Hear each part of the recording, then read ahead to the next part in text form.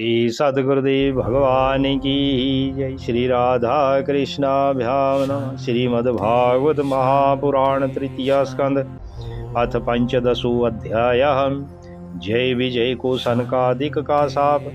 मैत्रेय उवाच प्राजापत्यं तु ततीजा परतिजोहनं दिति दधार वर्षाणि शतं संकमाना सुरार्दनाथ। श्री मैत्रेय जी ने कहा, विदुर जी, दिति को अपने पुत्रों से देवताओं को कष्ट पहुँचने की आशंका थी, इसलिए उसने दूसरों के तेज का नाश करने वाले उस कश्यप जी के तेज को 100 वर्षों तक अपने उदर में ही रखा। लोके तेन हता लोके लोकपाला तौजसा न्याभिदयन विश्वासृजे ध्वांत व्यतिकरम दिशाम। उस गर्भस्थ तेज से ही लोकों में सूर्य आदि का प्रकाश क्षीण होने लगा तथा इंद्र आदि लोकपाल भी तेजहीन हो गए। तब उन्होंने ब्रह्मा जी के पास जाकर कहा कि सब दिशाओं में अंधकार के कारण बड़ी अव्यवस्था हो रही है। देवाऊचु तम एत द्विभुवेथ संविघ्नायद्वयं भृशं हयव्यक्तं भगवता कालिना सपृष्ट वर्तमानम्। देवताओं ने ब्रह्मा जी से कहा, भगवन, काल आपकी ज्ञान शक्ति को कुंठित नहीं कर सकता, इसलिए आपसे कोई बात छिपी नहीं है। आप इस अंधकार के विषय में भी जानते ही होंगे। हम तो इससे बड़े ही भयभीत हो रहे हैं। देव देव जगधातर लोकनाथ शिखामणे परेशाम परेशाम त्वं भूतानामसि भाववित। हे देवाधिदेव, आप जगत के रचयिता और समस्त लोकपालों के मुकुटमणि हैं। आप छोटे बड़े सभी जीवों का भाव जानते हैं। नमो विज्ञान वीर्याय माया येदमुपेयुषे गृहीत गुण भेदाय नमस्ते अव्यक्त योनये। देव, आप विज्ञान बल संपन्न हैं। आपने माया से ही यह चतुर्मुख रूप और रजोगुण स्वीकार किया है। आपकी उत्पत्ति के वास्तविक कारण को कोई नहीं जान सकता। हम आपको नमस्कार करते हैं। ये त्वानन्येन भावेन भावयन्त्यात्मभावनम् आत्मनि प्रोत भुवनं परं सदसदात्मकम्। तेषां सुपक्वायुगानां जितश्वासेन्द्रियात्मनां लब्धयुष्मत् प्रसादानां न कुतश्चित् पराभवा। आप में संपूर्ण भुवन स्थित हैं। आप कारण रूप सारा प्रपंच आपका शरीर है, किंतु वास्तव में आप इससे परे हैं। जो समस्त जीवों के उत्पत्ति स्थान आपका अनन्य भाव से ध्यान करते हैं, उन सिद्ध योगियों का किसी प्रकार भी ह्रास नहीं हो सकता, क्योंकि वे आपकी कृपा कटाक्ष से कृतकृत्या हो जाती हैं तथा प्राण, इंद्रिया और मन को जीत लेने के कारण उनका योग भी परिपक्व हो जाता है। यस्य वाचा प्रजा सर्वा गावस्तन्तैव यंत्रिता हरन्ति बलिमाया तास्तस्मै मुख्यायते तमाम। रस्सी से बंधे हुए बैलों की भांति आपकी वेदवाणी से जकड़ी हुई सारी प्रजा आपकी अधीनता में नियम पूर्वक कर्मानुष्ठान करके आपको बलि समर्पित करती है। आप सबके नियंता मुख्य प्राण है। हम आपको नमस्कार करते हैं। स त्वं विधत स्वां भूमस्तमसाः लुप्त कर्मणाम् अदभ्रदयया दृष्टया आपन्ना नरहशिक्षितुम्। हे भूमन, हे ब्रह्मा जी, इस अंधकार के कारण दिन रात का विभाग अस्पष्ट हो जाने से लोगों के सारे कर्म लुप्त होते जा रहे हैं, जिससे वे दुखी हो रहे हैं। उनका कल्याण कीजिए और हम शरणागतों की ओर से अपनी अपार दृष्टि से निहारिए। एष देव धितेर्गर्भ ओजा काश्यपमर्पितं दिशस्ति वीर्यन् सर्वा वर्धते अग्निरिवैधसी। देव, आग जिस प्रकार ईंधन में पड़कर बढ़ती रहती है, उसी प्रकार कश्यप जी के वीर्य से स्थापित हुआ यह दिति का गर्भ सारी दिशाओं को अंधकारमय करता हुआ क्रम से बढ़ रहा है। मैत्रेय उवाच सप्रहस्या महाबाहु भगवान शब्दगोचरा प्रत्याचष्टात्म भूर्देवान् प्रीणन रुचिरया गिरा। श्री मैत्रेय जी कहते हैं, महाबाहु, देवताओं की प्रार्थना सुनकर भगवान ब्रह्मा जी हंसे और उन्हें अपनी मधुर वाणी से आनंदित करते हुए कहने लगे। ब्रह्मोवाच मानसा मे सुता युष्मत् पूर्वजासन का दया चेरोर्विहाय सा लोकान् लोकेषु विगत स्पृहा। श्री ब्रह्मा जी ने कहा, देवताओं, तुम्हारे पूर्वज मेरे मानस पुत्र सनकादि लोकों की आसक्ति त्याग कर समस्त लोकों में आकाश मार्ग से विचरा करते थे। त एकदा भगवतु वैकुंठस्यामलात्मनाहं ययुर्वैकुंठ नीलयं सर्वलोक नमस्कृतम्। एक बार वे भगवान विष्णु के शुद्ध सत्वमय सब लोकों के शिरोभाग में स्थित वैकुंठ धाम में जा पहुँचे। वसंती यत्र पुरुषा सर्वे वैकुंठ मूर्तिया ये अनिमित निमितेन धर्मेणाराधयन हरिम। वहाँ सभी लोग विष्णु रूप होकर रहते हैं और वह प्राप्त भी उन्हीं को होता है जो अन्य सब प्रकार की कामनाएं छोड़कर केवल भगवत चरणों की शरण प्राप्ति के लिए ही अपने धर्म द्वारा उनकी आराधना करते हैं। यत्र चाद्या पुमानास्ति भगवान शब्द गोचरा सत्वं विष्टु भया विरजम स्वानाम नु मृडयन वृषा। वहाँ वेदांत प्रतिपाद्या धर्म मूर्ति श्री आदि नारायण हम अपने भक्तों को सुख देने के लिए शुद्ध सत्वमय स्वरूप धारण कर हर समय विराजमान रहते हैं। यत्र न श्रेयसं नाम वनम कामदुघैर्द्रुमये सर्वर्तु श्री भीर्विभ्राजत कैवल्यामिव मूर्तिमता।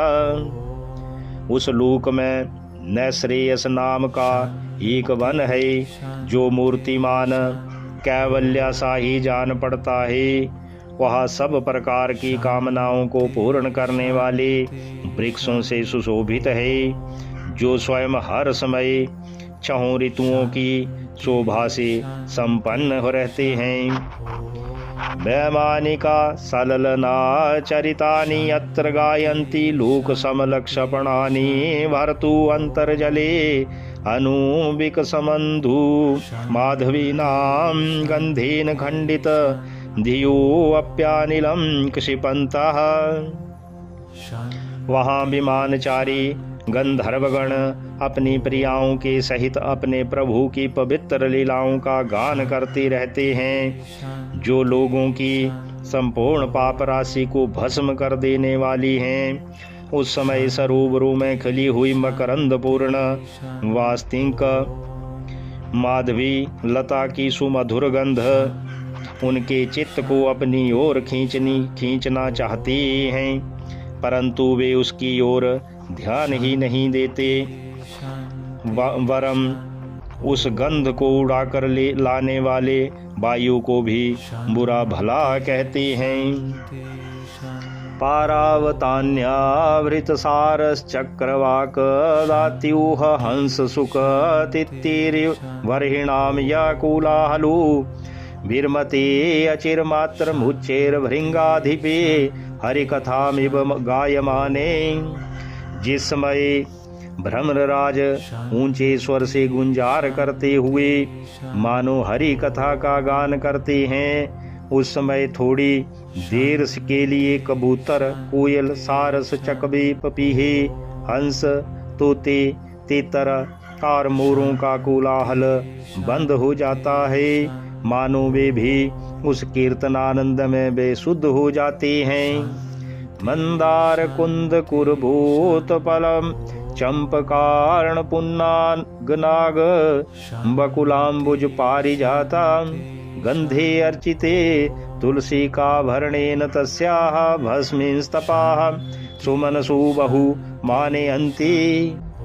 श्री हरि तुलसी से अपने श्री विग्रह को सजाते हैं और तुलसी की गंध का ही अधिक आदर करते हैं। यह देखकर वहाँ की मंदार कुंद कुरबक तिलक वृक्ष उत्पल रात्रि में खिलने वाले कमल चंपक अर्ण पुन्नाग नागकेसर बकुल मौलसिरी अंबुज दिन में खिलने वाले कमल और पारिजात आदि पुष्प सुगंध युक्त होने पर भी तुलसी का ही तप अधिक मानते हैं। यत संकुलम हरिपदानति मात्र दृष्टेर वैदुर्यमारकत हेममयैर्विमाने ये सां बृहत कटी तटा स्मित शोभिमुख्या कृष्णात्मनां नारज आदधुरत समयाद्यैः। वह लोक वैदुर्य मरकतमणि अर्थात पन्ने और सुवर्ण के विमानों से भरा हुआ है।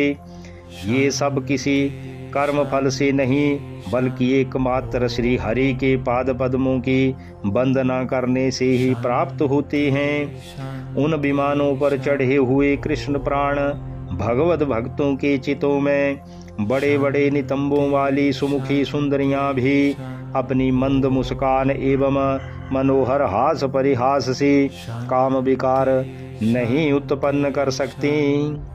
श्री रूपिणी क्वणयति चरणारविंदं लीलाम्बुजेन हरि सद्मनि मुक्त दोषा संलक्ष्यति स्फटिक कुंक्याः उपेत हेमनि सम्मार्जितेव यदनुग्रहणे अन्यत्नः। परम सौंदर्यशालिनी लक्ष्मी जी जिनकी कृपा प्राप्त करने के लिए देवगण भी यत्नशील रहते हैं, श्री हरि के भवन में चंचलता रूप दोष को त्याग कर रहती हैं। जिस समय अपने चरण कमलों से नूपुरों की झनकार करती हुई भी अपना लीला कमल घुमाती हैं, उस समय उस कनक भवन की स्फटिकमयी दीवारों में उनका प्रतिबिंब पड़ने से ऐसा जान पड़ता है मानो वे उन्हें बुहार रही हों। वापीसु विद्रुम तटा स्वामलामृताप्सु प्रेस्यान्विता निजवने तुलसी भीरी समम अभ्यर्चति स्वाल कमुन्नमी समीक्षा वक्त्र मुछेसितम भगवतीत्या मतांगा यश्रीः। प्यारे देवताओं, जिस समय दासियों को साथ लिए वे अपने क्रीड़ावन में तुलसी दल द्वारा भगवान का पूजन करती हैं, तब वहाँ के निर्मल जल से भरे हुए सरोवरों में जिनमें मूंगे के घाट बने हुए हैं, अपना सुंदर अलकावली और उन्नत नासिका से सुशोभित मुखारविंद देखकर यह भगवान का चुंबन किया हुआ है, यूं जानकर उसे बड़ा सौभाग्यशाली समझती हैं। यन्न व्रजन्त्याघभिदो रचनानुवादाश शृण्वन्ति अन्या विषया ककुथामतिघ्ने यास्तु श्रुता अत भगैर्निर्भिरात सारास्तान क्षिपन्त्या शरणेषु तमासु हंता। जो लोग भगवान की पापहारिणी लीला कथाओं को छोड़कर बुद्धि को नष्ट करने वाले अर्थ काम संबंधिनी अन्य निंदित कथाएं सुनते हैं, वे उस बैकुंठ लोक में नहीं जा सकते। आए, जब वे अभागी लोग इन सारहीन बातों को सुनते हैं, तब ये उनके पुण्यों को नष्ट कर उन्हें आश्रयहीन घोर नरकों में डाल देती है। ये अभ्यर्थितामपि च नो नृगन्ति प्रपन्ना ज्ञानं च तत्त्वाविषयं सह धर्म यत्र नाराधनं भगवतु वितरन्त्यमुष्या सम्मोहिता विततयावत मायाते। इस मनुष्य योनि की बड़ी महिमा है। हम देवता लोग भी इसकी चाह करते हैं। इसी में तत्व ज्ञान और धर्म की भी प्राप्ति हो सकती है। इसे पाकर भी जो लोग भगवान की आराधना नहीं करते वे वास्तव में उनकी सर्वत्र फैली हुई माया से ही मोहित हैं।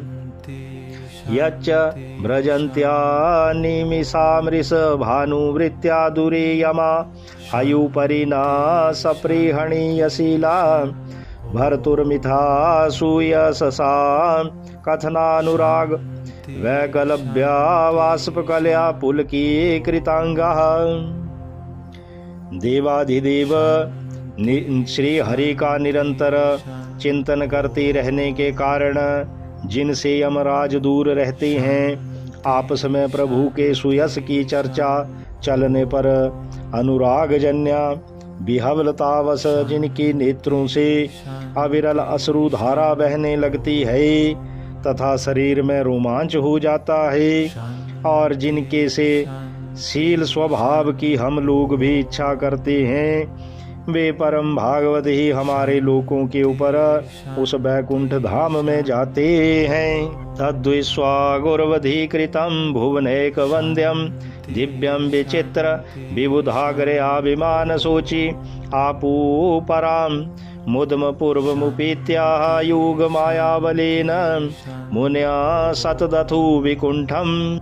जिस समय सनकादि मुनि विश्वागुरु श्री हरि के निवास स्थान संपूर्ण लोकों के वंदनीय और श्रेष्ठ देवताओं के विचित्र विमानों से विभूषित उस परम दिव्य और अद्भुत बैकुंठ धाम में अपने योग बल से पहुँचे, तब उन्हें बड़ा ही आनंद हुआ।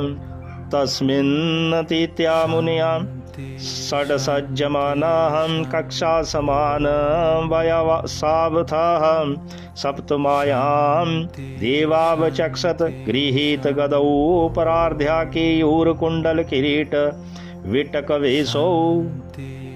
भगवत दर्शन की लालसा से अन्य दर्शनीय सामग्री की उपेक्षा करते हुए बैकुंठ धाम की 6 ड्योढ़ियां पार करके जब वे 7वीं पर पहुँचे, तब वहाँ उन्हें हाथ में गदा लिए 2 समान आयु वाले देव श्रेष्ठ दिखलाई दिए, जो बाजूबंद कुंडल और किरीट आदि अनेकों अमूल्य भूषणों से अलंकृत थे। मत द्विरे भवन मालिकया दिनीतो विन्यस्त तयासित चतुष्ट यबाहु मध्यां वक्त्रं भ्रुवा कुटिलया स्फुट निर्गमाभ्याम रक्ते क्षणेन च मनाग्रभसं दधानौ। उनकी 4 श्यामल भुजाओं के बीच में मत वाले मधुकरों की गुंजायमान बनमाला सुशोभित थी तथा बांकी भौहें फड़कते हुए नासिकारंध्र और अरुण नयनों के कारण उनके चेहरे पर कुछ क्षोभ के से चिन्ह दिखाई दे रहे थे।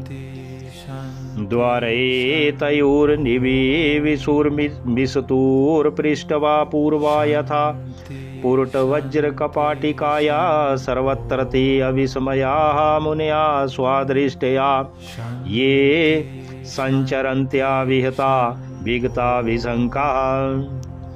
उनके इस प्रकार देखते रहने पर भी मुनिगण उनसे बिना कुछ पूछताछ किए जैसे सुवर्ण और वज्रमय किवाड़ों से युक्त पहली 6 ड्योढ़ी लांघ कर आए थे, उसी प्रकार उनके द्वार में भी घुस गए। उनकी दृष्टि तो सर्वत्र समान थी और वे निशंक होकर सर्वत्र बिना किसी रोक टोक के विचरते थे। तान वीक्ष्या वातरसनाश्चतुरा कुमारान वृद्धान् दशार्ध वयसो विदितात्म तत्वान् वेत्रेण च चास्खलयतामत दर्हणास्तौ तेजो विहस्या भगवत प्रतिकूलशीलौ। वे चारों कुमार पूर्ण तत्वज्ञ थे तथा ब्रह्मा की दृष्टि सृष्टि में आयु में सबसे बड़े होने पर भी देखने में 5 वर्ष के बालकों के से जान पड़ते थे और दिगंबर वृत्ति से अर्थात नंग दड़ंग रहते थे। उन्हें इस प्रकार निसंकोच रूप से भीतर जाते देख उन द्वारपालों ने भगवान के शील स्वभाव के विपरीत सनकादि के तेज की हंसी उड़ाते हुए उन्हें बैंत अड़ाकर रोक दिया। यद्यपि वे ऐसे दुर्व्यवहार के योग्य नहीं थे। ताभ्याम विशत स्वनिमिषेषु निषिध्यमानाः स्वरहतमाः हरे प्रतिहार पाभ्याम ऊचु सुहृत मदि दीक्षित भंग ईश कामानुजेन सहसात उपप्लुताक्षाः। तब उन द्वारपालों ने वैकुंठवासी देवताओं के सामने पूजा की। सर्वश्रेष्ठ पात्र उन कुमारों को इस प्रकार रोका। तब अपने प्रियतम प्रभु के दर्शन में विघ्न पड़ने के कारण उनके नेत्र सहसा कुछ कुछ क्रोध से लाल हो उठे और वे इस प्रकार कहने लगे। मुनियाऊचु को वामी हैत्या भगवत परिचर्या युचेस्तद्धर्मिणां निवसतां विषमा स्वभावं तस्मिन् प्रशांत पुरुषे गत विग्रही वां को आत्म वत कुहकयो परिसंकनिया। मुनियों ने कहा, अरे द्वारपालो, जो लोग भगवान की महती सेवा के प्रभाव से इस लोक को प्राप्त होकर यहाँ निवास करते हैं, वे तो भगवान के समान ही समदर्शी होते हैं। तुम दोनों भी उन्हीं में से हो, किंतु तुम्हारे स्वभाव में यह विषमता क्यों है? भगवान तो परम शांत स्वभाव हैं, उनका किसी भी के साथ विरोध भी नहीं है। फिर यहाँ ऐसा कौन है जिस पर शंका की जा सके? तुम स्वयं कपटी हो, इसी से अपने ही समान दूसरों पर शंका करते हो। न हयंतरम भगवती हसमस्त कुक्षावात्मानमात्मनि नभो नभ शिव धीरा पश्यन्ति यत्र युवयो सुरलिंगिनो किम व्युत्पादितं हयोदर भेदी भयम यतु अस्यः। भगवान की उदर में यह सारा ब्रह्मांड स्थित है, इसलिए यहाँ रहने वाले ज्ञानी जन सर्वात्मा श्री हरि से अपना कोई भेद नहीं देखते, बल्कि महाकाश में घटाकाश की भांति उनमें अपना अंतर्भाव देखते हैं। तुम तो देव रूपधारी हो, फिर भी तुम्हें ऐसा क्या दिखाई देता है जिससे तुमने भगवान के साथ कुछ भेदभाव के कारण होने वाले भय की कल्पना कर ली। त्वद्दामुस्याः परमस्या विकुंठ भर्तु कर्तुं प्रकृष्टमिह धीमहि मंदधीभ्यां लोकानि तु व्रजत मंत्र भाव दृष्टिया पापीय शस्त्रयाय में रिपभुवस्य यत्र। तुम हो तो इन भगवान वैकुंठनाथ की पार्षद, किंतु तुम्हारी बुद्धि बहुत मंद है। अतएव तुम्हारा कल्याण करने के लिए हम तुम्हारे अपराध के योग्य दंड का विचार करते हैं। तुम अपनी मंद भेद बुद्धि के दोष से इस वैकुंठ लोक से निकलकर उन पापमय योनियों में जाओ, जहाँ काम क्रोध लोभ प्राणियों के ये 3 शत्रु निवास करते हैं। तेषामितीरित मुभाववधार्य घोरं तं ब्रह्मदण्डमनिवारणमस्तपूगै सद्यो हरेरनुचरावुरुः विभ्य तस्तत पादग्रहावपततामतिकाग्तरेण। सनकादि के ये कठोर वचन सुनकर और ब्राह्मणों के शाप को किसी भी प्रकार से शस्त्र समूह से निवारण होने योग्य न जानकर श्री हरि के वे दोनों पार्षद अत्यंत दीन भाव से उनके चरण पकड़कर पृथ्वी पर लौट गए। वे जानते थे कि उनके स्वामी श्री हरि भी ब्राह्मणों से बहुत डरते हैं। भूयाद घोनी भगवद वीरकारी दंडो यो नौ हरेत सुरहेलनमप्याशीषम मावो अनुताप कलया भगवत स्मृति घ्नो मोह भवेदीह तु नौ ब्रजतुर्धुअधा। फिर उन्होंने अत्यंत आतुर होकर कहा, भगवन हम अवश्य अपराधी हैं, अतः आपने हमें जो दंड दिया है वह उचित ही है और हमें मिलना ही चाहिए। हमें भगवान का अभिप्राय न समझकर उनकी आज्ञा का उल्लंघन किया है, इससे हमें जो पाप लगा है वह आपके दिए हुए दंड से सर्वथा धुल जाएगा। किंतु हमारे इस दुर्दशा का विचार करके यदि करुणावश आपको थोड़ा सा भी अनुताप हो तो ऐसी कृपा कीजिए कि जिससे उन अधमाधम योनियों में जाने पर भी हमें भगवत स्मृति को नष्ट करने वाला मोह ना प्राप्त हो। एवं तदैव भगवान नरविंदनाभा स्वानां विबुध्या सदति क्रम मार्या हृदया तस्मिन् ययो परमहंस महामुनीनां मनभीषणीय चरणौ चलेन सहस्री। इधर जब साधु जनों के हृदय धन भगवान कमलनाभ को मालूम हुआ कि मेरे द्वारपालों ने सनकादिक साधुओं का अनादर किया है, तब वे लक्ष्मी जी के सहित अपने उन्हीं श्री चरणों से चलकर ही वहां पहुँचे जिन्हें परमहंस मुनिजन भी ढूंढते रहते हैं, सहज में नहीं पाते। तम त्वागतं प्रतिहृतौपैकं स्वपुंभिस्ते अचक्षताक्ष विषयं स्वसमाधि भाग्यं हंस श्रियोर्व्यजनयो शिववायुलोलशु भ्रातपत्र शशि केसर सीकराम्बुम। सनकादि ने देखा कि उनकी समाधि के विषय श्री वैकुंठनाथ स्वयं उनके नेत्र गोचर होकर पधारे हैं। उनके साथ साथ पार्षदगण छत्र चमर आदि लिए चल रहे हैं तथा प्रभु के दोनों ओर राजहंस के पंखों के समान दो श्वेत चमर डुलाए जा रहे हैं। उनके शीतल वायु से उनके श्वेत छत्र में लगी हुई मोतियों की झालर हिलती हुई ऐसी शोभा दे रही है मानो चंद्रमा की किरणों से अमृत की बूंदें झर रही हों।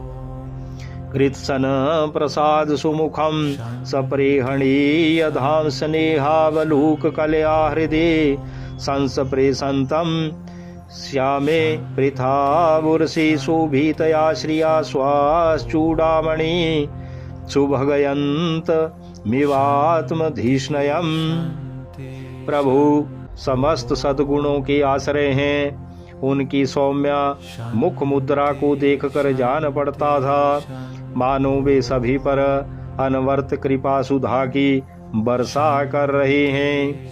अपनी स्नेहमयी चितवन से वे भक्तों का हृदय स्पर्श कर रहे थे तथा उनके सुविशाल श्याम वक्षस्थल पर स्वर्ण रेखा के रूप में जो साक्षात लक्ष्मी विराजमान थीं, उनसे मानो वे समस्त दिव्यालोकों के चूड़ामणि वैकुंठ धाम को सुशोभित कर रहे थे। पीतांशु के पृथु नितंबिनी विस्फुरन्त्या कांच्यालेभिर्विरुतया वनमालया च बलगुप्रकोष्ठवलयं विनता सुतांसि विन्यस्तहस्तमितरेण धुनानमब्जम्। उनके पीताम्बर मंडित विशाल नितंबों पर झिलमिलाती हुई करधनी और गले में भ्रमरों से मुखरित बनमाला विराज रही थी तथा वे कलाइयों में सुंदर कंगन पहने अपना एक हाथ गरुड़ जी के कंधे पर रख दूसरे से कमल का पुष्प घुमा रही थी। विद्युत क्षिपन् मकरकुण्डलं मण्डनारः गण्डस्थनोन सम्मुखं मणिमत्किरीटं दूरदण्डसण्ड विवरे हरता परार्घ्याहारेण कंधरगतेन च कौस्तुभेन। उनके अमूल कपूल बिजली की प्रभा को भी लजाने वाले मकराकृत कुंडलों की शोभा बढ़ा रही थी। उभरी हुई सुघड़ नासिका थी, बड़ा ही सुंदर मुख था।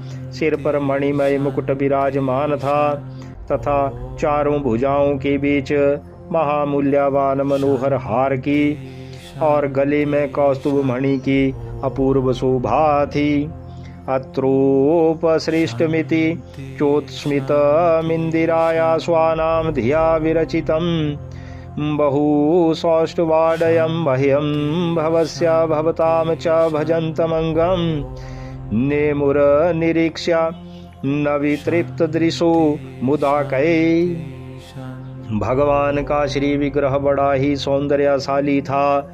उसे देखकर भक्तों के मन में ऐसा वितर्क होता था कि इसके सामने लक्ष्मी जी का सौंदर्याभिमान भी गलित हो गया है।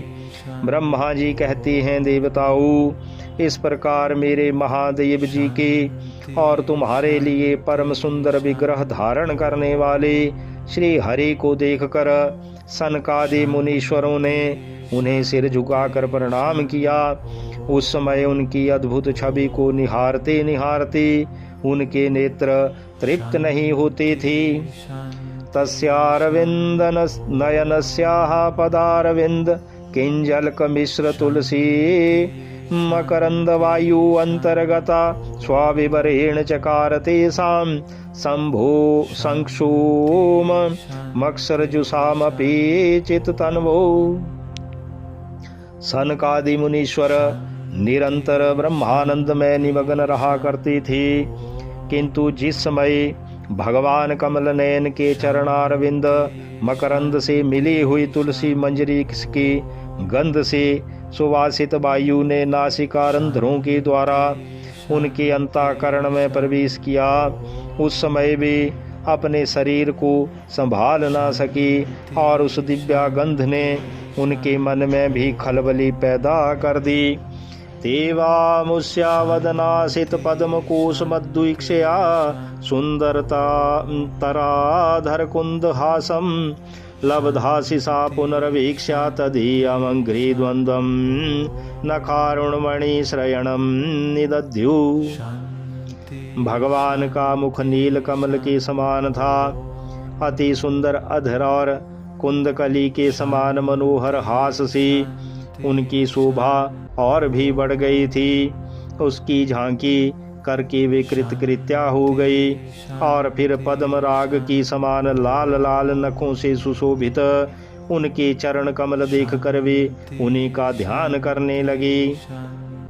पुंसां गतिं मृगयातामिह योग मार्गेर ध्यानास्पदं बहुमतं नयनाभिरामं पौंसनं वपुर दर्शयानमनन्या सिद्धेरोत्पतिकै समगृणन युतमष्ट भोगै। इसके पश्चात वे मुनिगण अन्य साधनों से सिद्ध न होने वाली स्वाभाविक अष्ट सिद्धियों के समान संपन्न श्री हरि की स्तुति करने लगी, जो योग मार्ग द्वारा मोक्ष पद की खोज करने वाले पुरुषों के लिए उनके ध्यान का विषय अत्यंत आदरणीय और नयनानंद की वृद्धि करने वाला पुरुष रूप प्रकट करते हैं। माराउचु यो अंतर्हितो हृदि गतो अपि दुरात्मनां त्वं सोऽद्यैवनो नयन मूलमनन्तराध यर्हैव कर्ण विवरेण गुहां गतो न पित्रानो वर्णितरः भवदुद्भवेन। सनकादि मुनियों ने कहा, हे अनंत, हे भगवान, यद्यपि आप अंतर्यामी रूप से दुष्ट चित्त पुरुषों के हृदय में भी स्थित रहते हैं, तथापि उनकी दृष्टि से ओझल ही रहते हैं, किंतु आज हमारे नेत्रों के सामने तो आप साक्षात विराजमान हैं। प्रभु, जिस समय आपसे उत्पन्न हुए हमारे पिता ब्रह्मा जी ने आपका रहस्यावर्णन किया था, उसी समय श्रवण रंध्रों द्वारा हमारी बुद्धि में तो आप आविराजे थे, किंतु प्रत्यक्ष दर्शन का महान सौभाग्य तो हमें आज ही प्राप्त हुआ है। तम त्वां विदाम भगवन परमात्म तत्त्वं तत्त्वेन संप्रति रतिम रचयन्तमेषां यत्ते अनुताप विदितैर दृढ़ भक्ति योगे रुद्रग्रंथयो हृदय विदुरमुनियो विरागा। भगवन, हम आपको साक्षात परमात्म तत्व ही मानते हैं।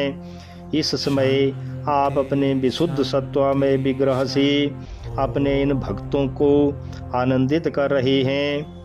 आपकी इस सगुण साकार मूर्ति को राग और अहंकार से युक्त मुनिजन आपकी कृपा दृष्टि से प्राप्त हुए सुदृढ़ भक्ति योग के द्वारा अपने हृदय में उपलब्ध करते हैं।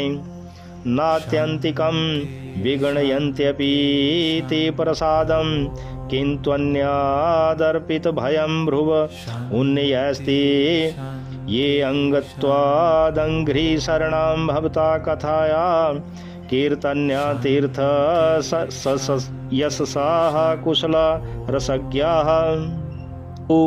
आपका सुयश अत्यंत कीर्तनीय और सांसारिक दुखों की निवृत्ति करने वाला है।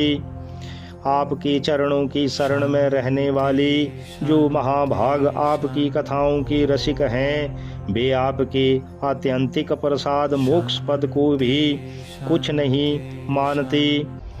फिर जिन्हें आपकी जरा सी टेढ़ी भौएं ही भयभीत कर देती हैं, उन इंद्र पद आदि अन्य भोगों के विषय में तो कहना ही क्या है। कामं भवा स्वावृजी नैर निर्येषु न सता चेतो अलेवद्यदेहि नूते पदयोरमित वाचश्च नस्तुलसी वद्यदेहि ते अंघ्रिशोभा पुर्येत ते गुणगणैर्यदि कर्णरंध्रा।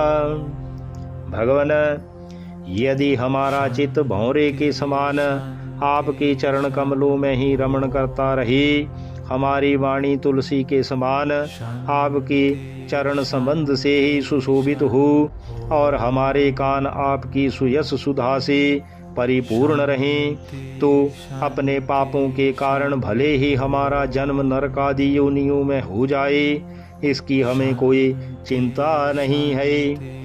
प्रादुश्च कर्थः यदिदं पुरुहूत रूपं तेनेश निर्वृतिं वा पुरलं दृशूना तस्माइदं भगवते नमः इद्विधेम यो अनात्मनां दुरुदयो भगवान प्रतीतः। हे विपुल कीर्ति प्रभु, आपने हमारे सामने जो यह मनोहर रूप प्रकट किया है, उससे हमारे नेत्रों को बड़ा ही सुख मिला है।